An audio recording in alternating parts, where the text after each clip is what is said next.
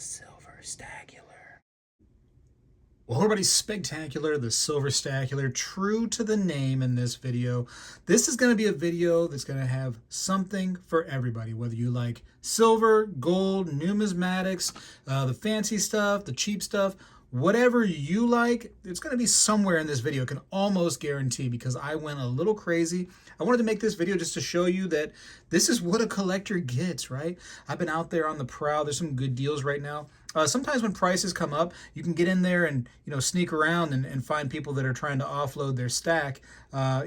Just by 50 cents to $1, higher than they're used to. That people want to drop off. They're like, oh, that's my number. I got to get out now, and you can get some really good deals. So here are some of the pickups I've been getting. Listen, numismatics, right? You're gonna want to see these. Ooh, first of all, the history right here. Oh man, this is some of my favorite stuff to get. Shipwreck silver coins, right? This is a silver cob, and this is from the 1715 fleet. One of the most well-known, collected, loved, studied shipwreck out there. The 1715 fleet. I say shipwreck, but actually, it's a few ships. There was definitely a bunch out there, like 11 ships or so, and that's what they believe is out there. And they might still be trying to find pieces here or there to this day. In fact, these pieces once in a while wash up on shore here in Florida, here or there. Pay no attention to the price tags because, listen, I haggle, I negotiate. This piece right here was actually about, I think, 700. Either 700 or 750. Not 100% sure. I started going crazy. And when I saw this and the price came out like that, I was like, I cannot pass it up. So really, really cool piece.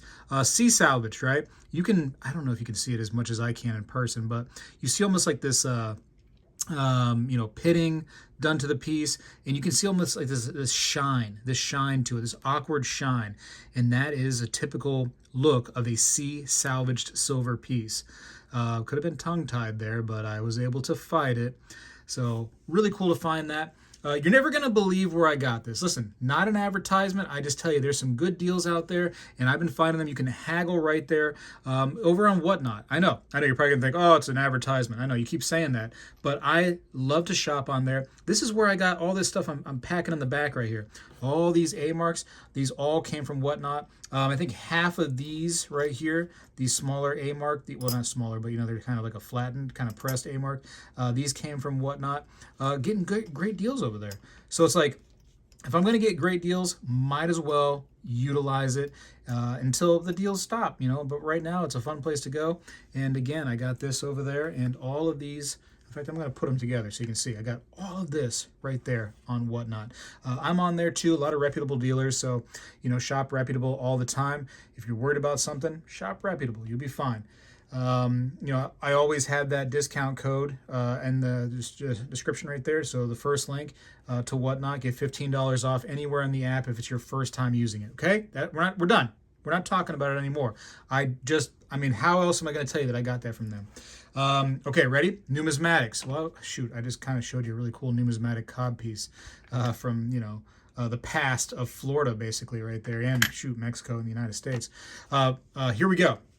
Boom. Okay, big time. Always loved Standing Liberty quarters. Always had just this absolute, just fantasy about the coin. Seeing it in person when it first came out and just being like, oh, look how cool that is. So this is an interesting coin. Actually, let me go ahead and zoom in on this because you really want to see this thing. All right, so about Standing Liberty quarters. There's a Type 1, a Type 2, and the Type 1 had a little controversy back in the history of the United States because that puppy right there was out and about. That's right. That thing, yep, you've seen it. That's right. Tell your friends. That is out and about, and they were not happy or like that, with this on our coinage in America. They were like, no, we can't. That's too much. We don't like it. So, they ended up making a Type 2, and basically that cloth right there is kind of up and covering that, so you don't got to worry about it, so you don't lose sleep at night, because I know some people were just freaking out about that thing. Anyways, not really something to freak out about, in my opinion, but People did at the time. You know what I mean? You had a lot of young 13-year-old boys collecting these quarters exclusively around that time, probably. I don't know. Anyways, 1917, so second year that these were issued, but the Type 1, of course, is the exposed piece, right? The wardrobe malfunction. Let's go with that. So this is a nice grade right here. Mint state 65 and full head too. As you can see, the head doesn't have that really, weird flattening to it. You can just see the entire rounded head right there. Looks great. You weren't even looking at the head, were you? You guys are sick, I tell you what. I'm trying to show you a cool coin. Again, ignore the price tags. We talked it down from there. We work on prices once in a while. That's part of the fun of this hobby, is working on prices. So I got that. Probably the most proud of this right here, actually. Just super awesome to have that. I got some more Walking Liberty half dollars to go to the collection. You guys know that I always say that stacking junk silver is a must. It is like the best silver you can possibly have in your collection, junk silver. Wherever you're watching me from, your country has some sort of junk silver. So if it's worth being called a country, you guys have it. So, and if not, reach out to a country close to you that has it and stack that stuff. I got this one little lonely Engelhard bar. It's all I could find. I love getting the Engelhard bars when I can find them. Oh!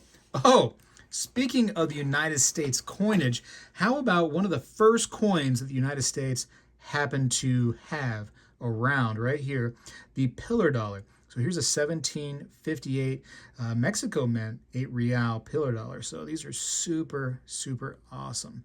One of my favorite coins to collect by far.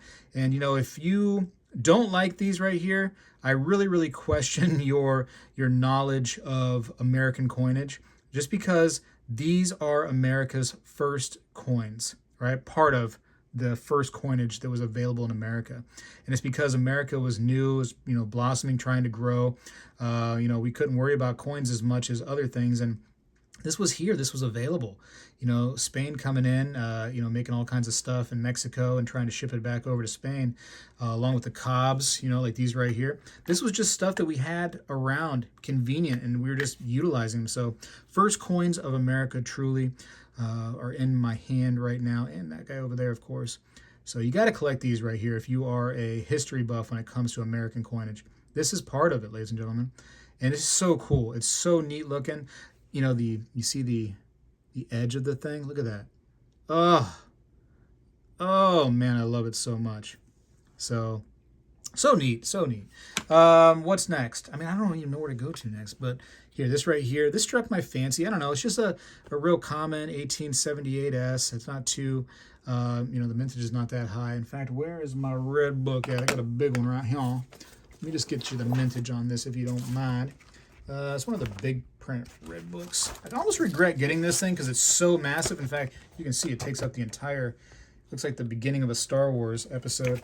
But, it just takes up so much. But that being said, I don't got to squint my eyeballs trying to see it. And as I get older and I need my readers, it should be better and better for me to get something like this. Let me go.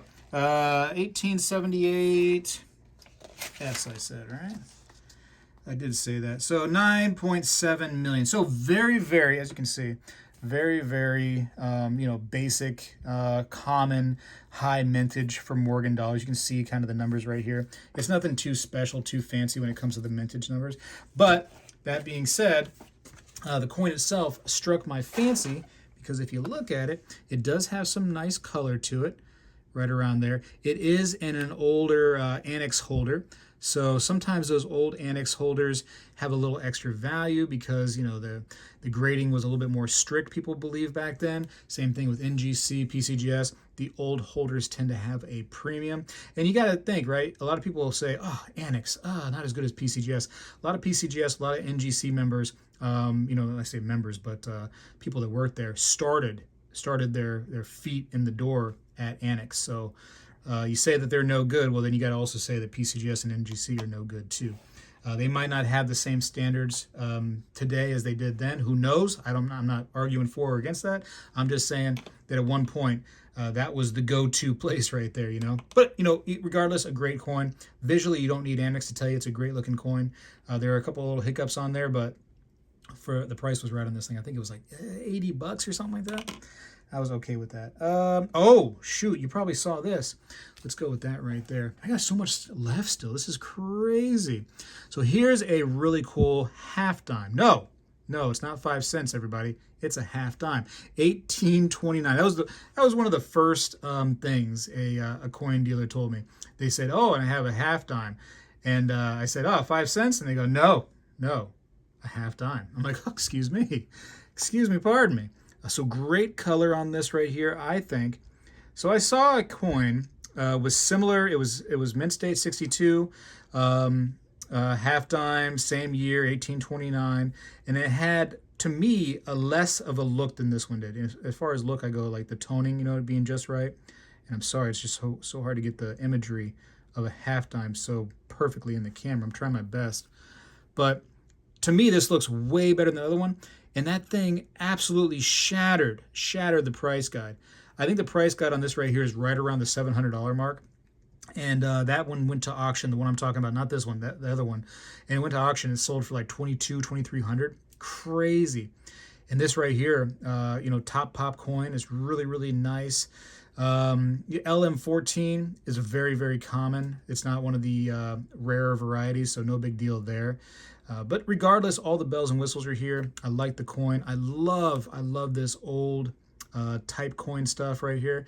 Big fan of that. As you know, I completed my Dansko 7070. Been a few years now. Love that. Now I want to get some coins that are just, you know, type coins, but breathtaking. And to me, this right here, it just stood out, man. It was just so nice. Look at that. Look at that color. Oh my goodness gracious, you guys and gals. Craziness. Let's just go with these right here next. I can't pass these up. You know what? I didn't actually weigh these. I asked the dealer, I said, hey, did you weigh those by chance? Just because, you know, some people, like, they don't trust these things and they go to hacksaw some pieces off and try to, like, you know, acid test these things. I really want to make sure they are 10 ounces each. So just these vintage pours, sometimes they kind of get a little bit of a, I don't know, a premium on them. So here is a U.S. silver core on the right, and we have a, try to get the lighting on it just right, a Materian, I don't know how to say it, Materian. So there you go, just a couple little loaf bars. And actually, let's weigh these.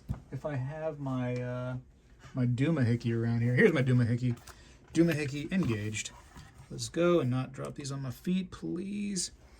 Let's see. All right, so we're on troy ounce. Let's see if I can get to, I want 10 for sure. If not, I'm getting mad. Perfect. 10 troy ounces. Can't be mad at that one. Let's put that to the side. And let's do another one. 10 troy ounces, please. I love it. Looks great. Looks fantastic. So the weight is good. Happy to have those. Again, sometimes you get a little premium on those things, so be on the lookout for those. I promised you gold. Let's do some gold, and we'll get to the stuff over here. Again, long video, I know. I've been out shopping, ladies and gentlemen. What can I say? I've been shopping. I've been happy to shop. So I got this placer gold, these little nuggies right here. And these things, I was foolish. I was in the vehicle after I got these, and I just wanted to touch them so bad. And you know what happened? Exactly what you probably think would happen.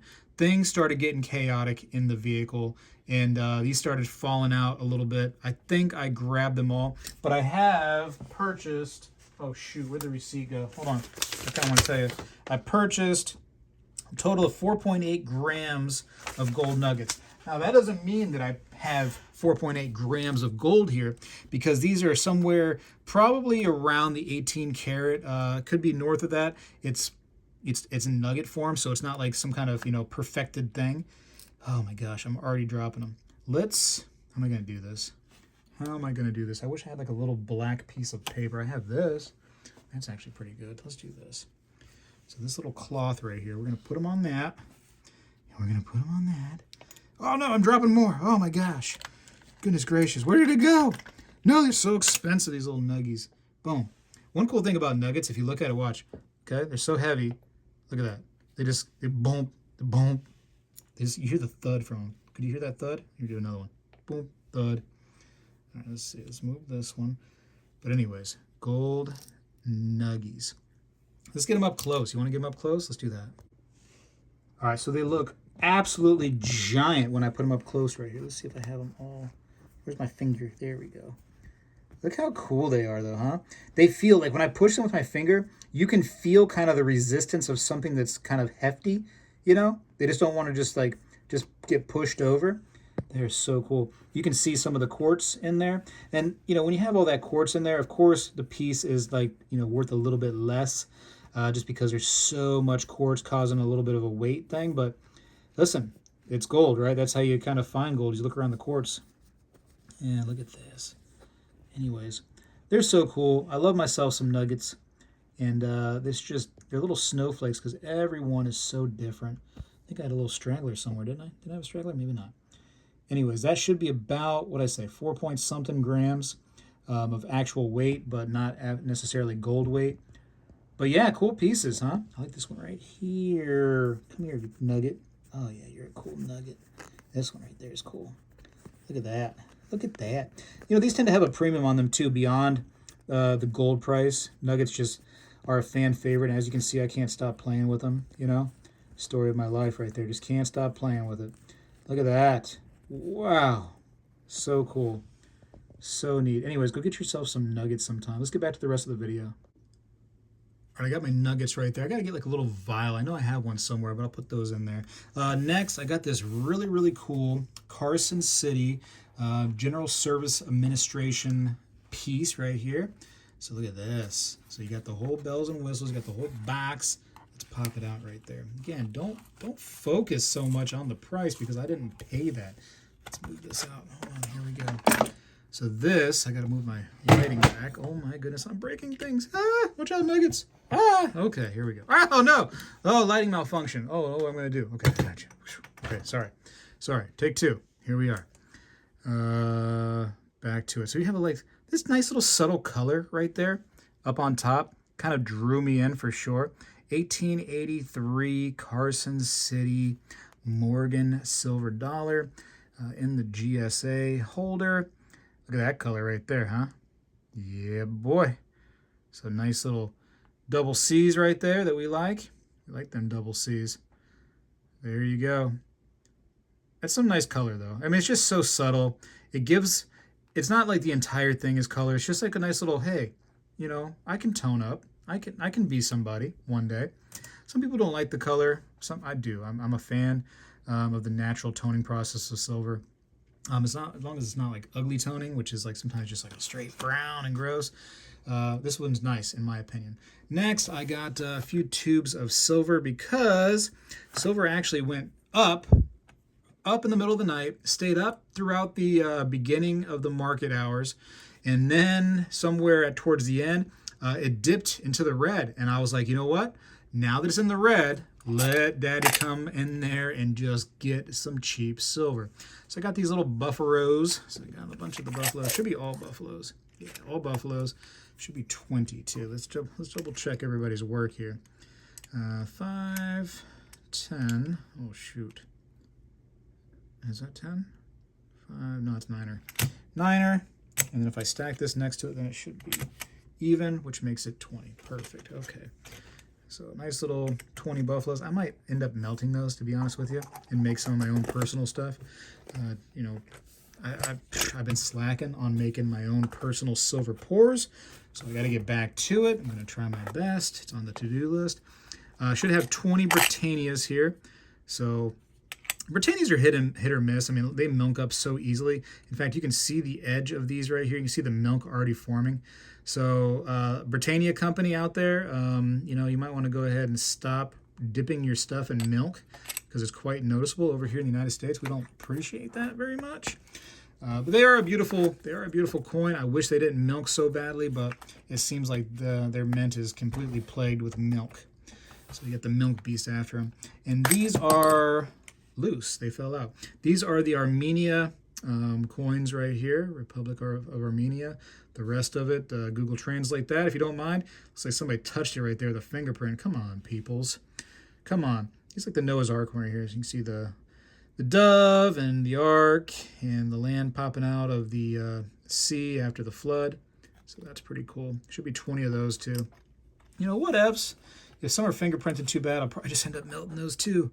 What are they, 3 nines fine or 4 nines fine? Let's see. 3/9's fine right there on the right. You see 1 ounce, 3/9's fine. So yeah, perfect. I'm curious just because, you know, when I do melt silver, 4/9 tends to be a cleaner product to use, and it's just easier to work with, in my humble opinion. From my experience pouring silver, 4/9 is definitely a better thing to, I mean, it's not that you can't use 3/9, it's just I love seeing cheap 4/9 for sale that I can melt and destroy and make into something that I want. But yeah, there you go. I did look through the walkers, as I tend to do with all my junk silver, just to make sure there's no keys in there. Were no keys. There's some coins that are a little bit better. I mean, they're not completely like normal junk silver looking wear and tear.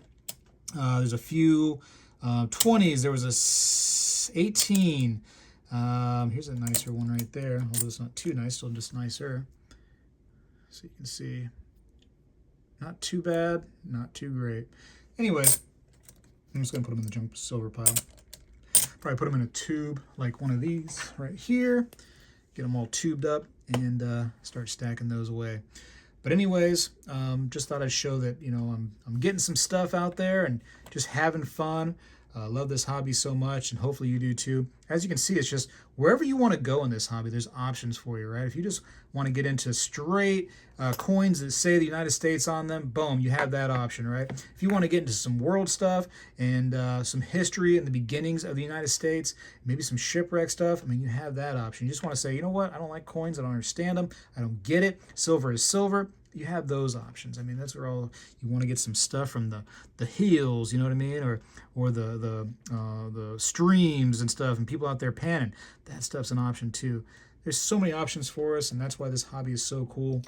And then if you don't like it, you know what you can do? You can sell it and get something that you do like. So enjoy your options, ladies and gentlemen. This hobby is great. I got to go. Appreciate you for watching. Spegtacular is out. Well, hello everybody. I seek to educate and entertain through my journey of collecting coins and stacking precious metals.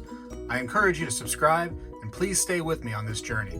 I am Spegtacular, the Silver Stacular. You know, when I was a kid, we did this every day in school, and I believe we need to bring this back a little bit, and I'm going to start right now. I pledge allegiance to the flag of the United States of America and to the republic for which it stands, one nation, under God, indivisible, with liberty and justice for all.